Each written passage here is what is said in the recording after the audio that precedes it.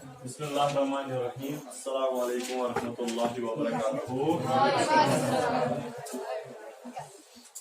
आज हम इस चैप्टर का इख्तिताम भी करने वाले हैं, ठीक है। इसी के साथ 10th क्लास में भी आज एक चैप्टर का इख्तिताम हो जाएगा। इंशाल्लाह 9th में भी आज एक चैप्टर का इख्तिताम हो जाएगा, ठीक है। बहरहाल बच्चे, आपके छोटे छोटे चैप्टर्स, ठीक है। तो एक चैप्टर जो हम पढ़ रहे थे उसका नाम क्या है? कंबशन एंड सारे ख्याल रखना, कंबशन एंड फ्लेम।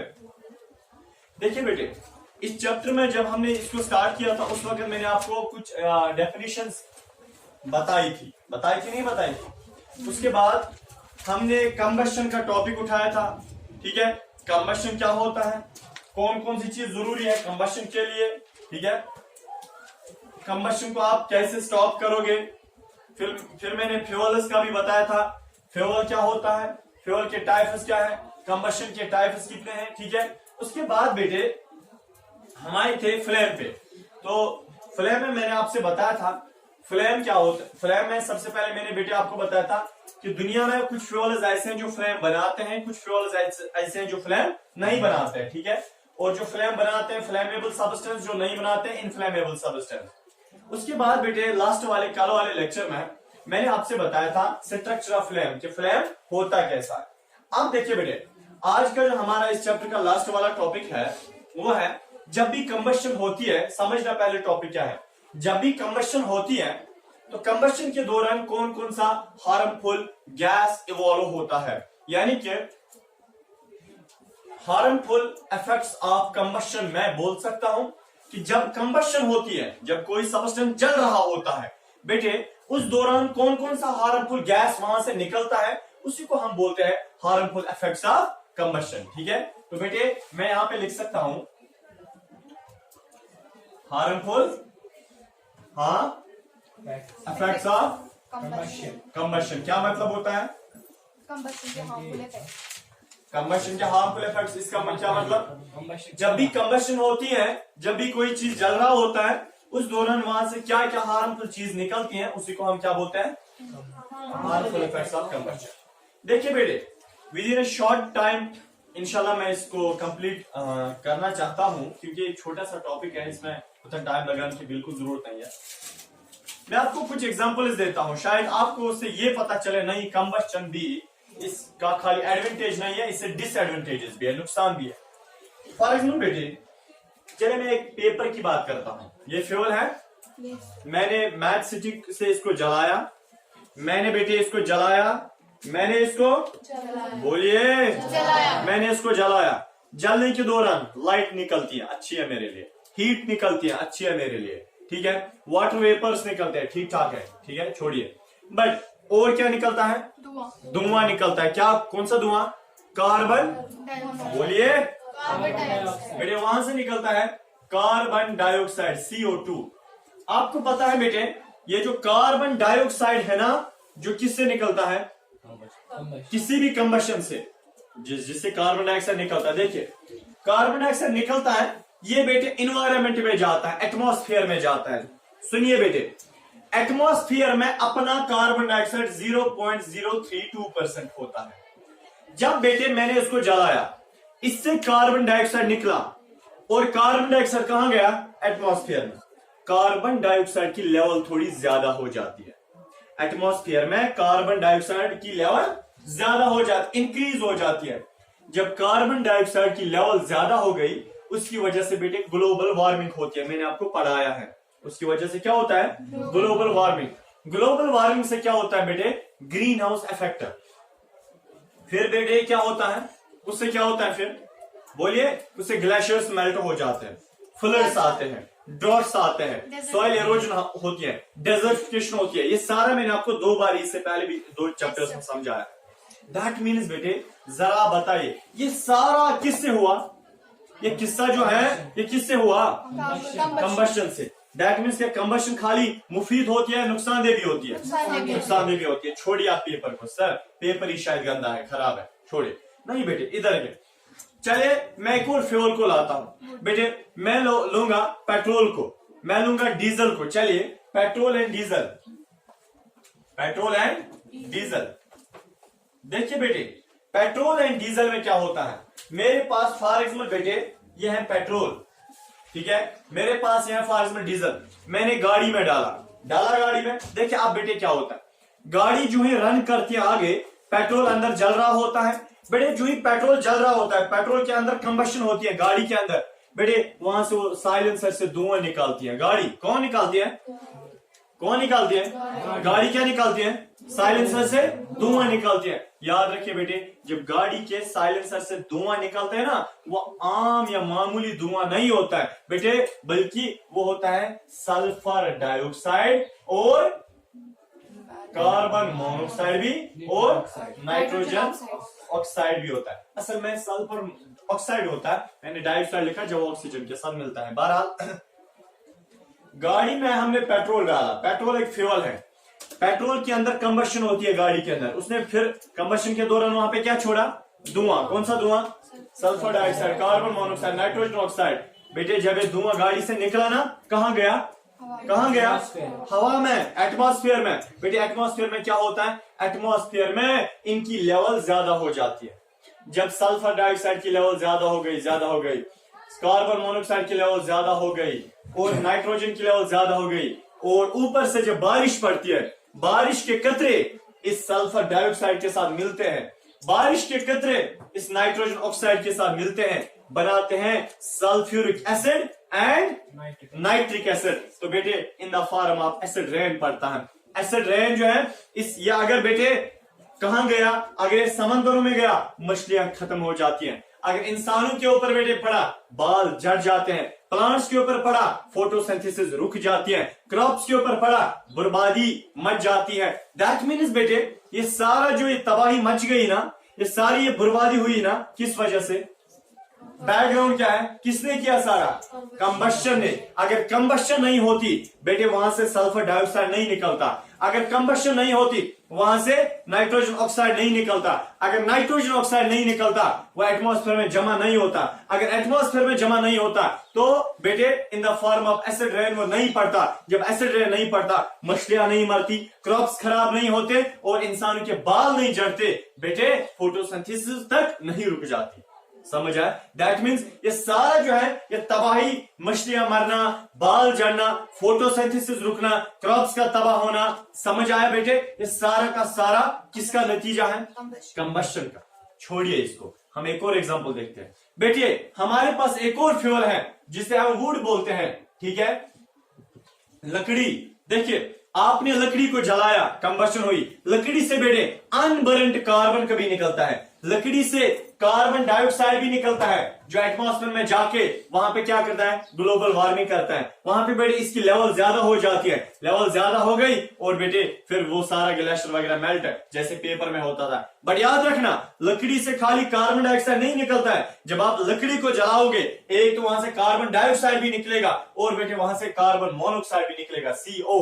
बेटे याद रखना, का unburned carbon, unburned carbon, unburned carbon. जब आपने लकड़ी को जलाया, समझना, आपने लकड़ी को जलाया, जलने के दौरान बेटे लकड़ी से कार्बन निकलता है, कार्बन, सिंपली कार्बन, बस कार्बन। ये कार्बन ऑक्सीजन के साथ मिलता है, बनाता है कार्बन मोनोऑक्साइड। जब कार्बन मोनोऑक्साइड बनाया ना, याद रखना बेटे, ये कार्बन मोनोऑक्साइड रहता है हवा में। याद रखना, ये कार्बन मोनोऑक्साइड मामूली सा गैस नहीं है बेटे, ये इंसानों के लिए खतरे से कम नहीं होता है, खतरे से खाली ये नहीं होता है बेटे। अगर ये carbon dioxide, carbon monoxide atmosphere में रह गया, फिर कोई इंसान इसे पिएगा, फॉर्म हमें पता नहीं होती है यहाँ पे कार्बन मोनोऑक्साइड है। मैंने तो इनहेलेशन की, ऑक्सीजन अंदर लिया, अब देखिए क्या हो जाएगा बेटे, तो कार्बन मोनोऑक्साइड अगर अंदर गया तो वहां पे एक कंडीशन इंसान में होती है, इंसान में एक प्रॉब्लम होती है, जिस प्रॉब्लम को हम कार्बोक्सी हीमोग्लोबिन बोलते हैं। बेटे कार्बोक्सी हीमोग्लोबिन खतरे से खाली नहीं होता है, जानलेवा बीमारी है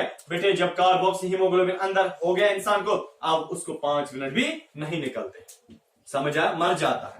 दैट मीन्स बेटे जब आप लकड़ी को जलाओगे, वहां से कार्बन मोनोऑक्साइड निकलता है, वो एटमॉस्फेयर में जमा होता है, आप एयर लेते हो, वो कार्बन मोनोऑक्साइड आपकी बॉडी के अंदर जमा हो जाता है। जरा बताए, हार्मफुल इफेक्ट है लकड़ी जलाना, कंबशन है। अब इंसान कैसे मर गया? कैसे मर गया? कंबशन की वजह से। कंबशन से कार्बन मोनोऑक्साइड निकला। छोड़िए बेटे, मैं आपको एक और एग्जांपल देता हूं। देखिए और भी कुछ, जैसे कोल है, कोल को जलाने के बाद बेटे वहां से कुछ हार्मफुल गैसेस इवॉल्व होते हैं, वहां से हार्मफुल गैस सल्फर इवॉल्व होता है, ठीक है। वहां से भी फिर क्या होता है, एसिड रेन का मसला होता है। दैट मीन्स बेटे मैंने आपको 4-5 एग्जांपल दी। इसका मतलब यह है कि जितनी भी दुनिया में कंबशन होती है, जितनी भी चीजें दुनिया में जलती हैं, वो खतरे से खाली नहीं होती है, हार्मफुल होती है। उनसे फायदे भी हमें मिलता है मगर उनसे नुकसान भी होता है। अभी मैंने आपको देखा है, एक मामूली सा पेपर आपने जलाया, आपने देखा धुआं निकला, कार्बन डाइऑक्साइड के लेवल ज्यादा हो गए। छोड़िए उस चीज को, सुनिए एक और बात बेटे। अब हमारे पास दुनिया कहती है, साइंटिस्ट कहते हैं, एनवायरमेंटल साइंस बोलती है, एनवायरमेंट वाले बोलते हैं दपांचो मत कीजिए इन गैसेस का इस्तेमाल। गोबर गैस, ये सॉरी जो काऊ डंग है उसको मत जलाइए, लकड़ी को ज्यादा मत जलाइए। इतना ही नहीं, लकड़ी जलाने से खाली नुकसान ये नहीं है कि लकड़ी से कार्बन डाइऑक्साइड निकलता है, नहीं बेटे सुनना, एनवायरमेंट वाले क्या बोलते हैं, वो बोलते हैं अगर आपने लकड़ी को जलाया, और बेटे वो पहले ही बोलते हैं, देखना वो पहले ही हमें सुनाते हैं ये बात, एनवायरमेंट वाले बताते हैं हमें, लोगों अगर आप लकड़ी को जलाते हो, सुनिए लकड़ी से क्या नुकसान है। सबसे पहले आपने लकड़ी लाई कहां से, आपने ट्री को काटा, हाय हाय आपने ट्री को काटा। ट्री का काटना मीन्स आपने एनवायरमेंट में पोल्यूशन की। ट्री तो आपको एयर देता था, ऑक्सीजन देता था, फूड देता था, आज तो आपने उसी को काटा, आज तो आपने उसी के जड़ उखाड़ दिए, और दैट मीन्स बेटे सबसे पहले आपने एनवायरमेंट को गंदा किया ट्री काटते वक्त ही, और एनवायरमेंट में पोल्यूशन हो जाएगी। नंबर 1 इफेक्ट समझ आया, नंबर फर्स्ट इफेक्ट। उसके बाद बेटे जब आप लकड़ी को जलाओगे, कार्बन डाइऑक्साइड निकलता है, कार्बन मोनोऑक्साइड निकलता है, ये भी खतरे से खाली नहीं होते। समझ आया बेटे। देखिए वो बोलते हैं कि पेपर को आप जलाओगे, पेपर आपने कहां से लाया, पेपर ट्री से, ठीक है। और ट्री को आपने पहले काटा, ठीक है ना, ट्री को आपने पहले काटा, उसके बाद आपने पेपर बनाए। दैट मींस आप पहले एनवायरमेंट की पोल्यूशन करते हैं, उसके बाद आप पेपर बनाते हैं, इससे भी फिर हार्मफुल इफेक्ट होता है। बहरहाल बेटे इसीलिए एनवायरमेंट वाले बोलते हैं चलिए ठीक है सर, क्या फिर हमें दुनिया में चीजें जलानी ही नहीं है, हमें कंबशन करनी ही नहीं है, हमें खाना पकाना नहीं है, फिर जब इससे प्रॉब्लम होती है। एनवायरमेंट वाले बोलते हैं प्रॉब्लम तो है इनसे, बट इसका इलाज भी है। देखिए वो बोलते हैं लोगों आपको काम करना चाहिए, जो एलपीजी जो नेचुरल गैस होता है, लिक्विफाइड पेट्रोलियम गैस, ठीक है ना, एलपीजी ये वाला, ठीक है। वो बोलते हैं आपके पास जो एलपीजी होता है, लिक्विफाइड पेट्रोलियम गैस, एक ही, ठीक है, एलपीजी इसके अंदर होता है ना, लिक्विफाइड पेट्रोलियम गैस। वो बोलते हैं आपके पास जो एलपीजी है, एलपीजी का इस्तेमाल किया करें। क्या बोलते हैं, आपके पास जो एलपीजी होता है, एलपीजी का इस्तेमाल किया करें। बेटे एलपीजी से क्या होता है, सुनिए एलपीजी से क्या होता है, एलपीजी से ये मसला होता है कि इससे बस इधर के एलपीजी, एनवायरमेंट वाले बोलते हैं एलपीजी लिक्विफाइड पेट्रोलियम गैस या नेचुरल गैस का इस्तेमाल करो। इससे फायदा यह है, इससे हार्मफुल यानी इफेक्ट ज्यादा नहीं होता है। देखिए वो क्या बोलता है, एनवायरमेंट वाले बोलते हैं जब आप नेचुरल गैस एलपीजी का इस्तेमाल करोगे, लकड़ी के बजाय, कोल के बजाय, पेपर के बजाय, वुड के बजाय, जब आप किसका इस्तेमाल करोगे, पेट्रोल के बजाय, डीजल के बजाय जब आप एलपीजी का इस्तेमाल करोगे, नंबर फर्स्ट एलपीजी से, नंबर फर्स्ट बेटे, या जब आप इसको कंबस्ट करते हो, इसको कम इग्निशन टेम्परेचर देना पड़ता है, आपकी हीट पहले ही बच गई। इसको जलने के लिए क्या, इसको जलाने के लिए क्या, इग्निशन टेम्परेचर कम देना पड़ता है, नंबर फर्स्ट। नंबर सेकंड, जब ये जलता है इसका कैलोरीफिक वैल्यू बहुत ज्यादा है। कैलोरीफिक वैल्यू का मतलब जब आप इसको जलाओगे, इससे हीट बहुत ज्यादा इवॉल्व होती है, इससे हीट बहुत ज्यादा निकलते हैं, ये बहुत ज्यादा गर्मी वहां से देता है एज कंपेयर टू लकड़ी, as compared to petrol and diesel, इससे बहुत ज्यादा हीट निकलती है। दैट मीन्स इसका कैलोरीफिक वैल्यू बहुत ज्यादा। किसका, किसका, ये टेक्चुअल क्वेश्चन है आपका, ठीक है ना। Why CNG is considered as a green fuel and clean fuel, इसको क्लीन फ्यूल क्यों समझा जाता है और ग्रीन फ्यूल, मैं बताता हूं। देखिए फिर गोटा वहां पे याद नहीं रखना है, पहले वही लिखना वहां पे जो आपने समझा। एलपीजी का इस्तेमाल इसलिए करना चाहिए क्योंकि बेटे एलपीजी से नंबर फर्स्ट ये होता है, जब आप इसको जलाते हो जलाने के दौरान इसको सबसे पहले बेटे इग्निशन टेम्परेचर कम देना पड़ता है। नंबर फर्स्ट, आपकी एनर्जी भी बच गई। नंबर फर्स्ट, समझ आ रहा है। नंबर सेकंड, जब ये जल रहा होता है एलपीजी, ये वहां से बहुत ज्यादा हीट हमें देता है। क्या देता है? बहुत ज्यादा हीट, बहुत ज्यादा देता है। जब हीट बहुत ज्यादा देता है दैट मीन्स इसका कैलोरीफिक वैल्यू बहुत ज्यादा है, हाई है। समझ आए? और बेस्ट फ्यूल उसी को माना जाता है जो जिसका हाई कैलोरीफिक वैल्यू होता है, जो बहुत ज्यादा हीट देता है। समझ आया? नंबर थर्ड बेटे, जब भी ये जलता है इससे अनबर्न्ड कार्बन नहीं निकलता है। याद रखना, जो ज्यादा हीट हमें देता है ना वहां से, जो हमें वहां से ज्यादा हीट देता है, याद रखना उससे कोई हार्मफुल गैस नहीं निकलता है, उससे कोई अनबर्न्ड कार्बन वगैरह नहीं निकलता है। हीट इसलिए ज्यादा देता था क्योंकि बेटे इसमें जो कार्बन है वो प्रॉपरली जलते हैं, इसलिए हीट बहुत ज्यादा देता है। अगर प्रॉपरली नहीं जले होते तो हीट ये ज्यादा नहीं देता। कल आपने फ्यूल का वो फ्लेम का वो देखा था आपने, ब्लैक जोन में वो हॉटेस्ट नहीं होता है। क्यों? क्योंकि कार्बन अनबर्न्ड होते हैं। येलो जोन हॉटेस्ट नहीं होता, unburned carbon. Blue zone hottest होता है क्योंकि उसमें सारे कार्बन पूरे जले होते हैं। दैट मीन्स जब भी ये फ्लेम बनाएगा वो ब्लू वाला होगा। देखा है आपने घर पे, ये जब फ्लेम बनाते हैं ना, आग का शोला जब इससे भड़कता है ना, किससे? किससे रिमशा जी? एलपीजी से। तो बेटे वो कौन सा फ्लेम होता है? ब्लू फ्लेम होता है। कौन सा फ्लेम? ब्लू फ्लेम होता है। Number one. नंबर सेकंड बेटे, पूरे कार्बन जले होते हैं, ये कोई वेस्ट गैस नहीं छोड़ता है, या मैं बोल सकता हूं ये कोई हार्मफुल गैस जलने के दौरान नहीं छोड़ता है एटमॉस्फेयर में, और ये कार्बन डाइऑक्साइड भी नहीं छोड़ता है। इसमें कार्बन डाइऑक्साइड के बनावन की बेटे, जब इसे कार्बन डाइऑक्साइड भी नहीं बना, जब इसे कार्बन डाइऑक्साइड भी नहीं बना, एनवायरमेंट गंदा हो जाएगा। एनवायरमेंट गंदा हो जाएगा। एनवायरमेंट गंदा हो जाएगा? नहीं हो जाएगा। बेटे जब एनवायरमेंट गंदा नहीं हो जाएगा, इसलिए हम इसको क्या बोलते हैं? Green fuel. क्या बोलते हैं? Green fuel. और बेटे इसलिए हम इसे बोलते हैं क्या? क्लीन फ्यूल भी, क्योंकि इससे एनवायरमेंट में गंदगी वगैरह ये कोई हार्मफुल गैस वगैरह नहीं निकलता। समझ आया? And this was the end of this chapter। ठीक है ना? इंशाल्लाह see you tomorrow। ठीक है? और उस नेक्स्ट वाले चैप्टर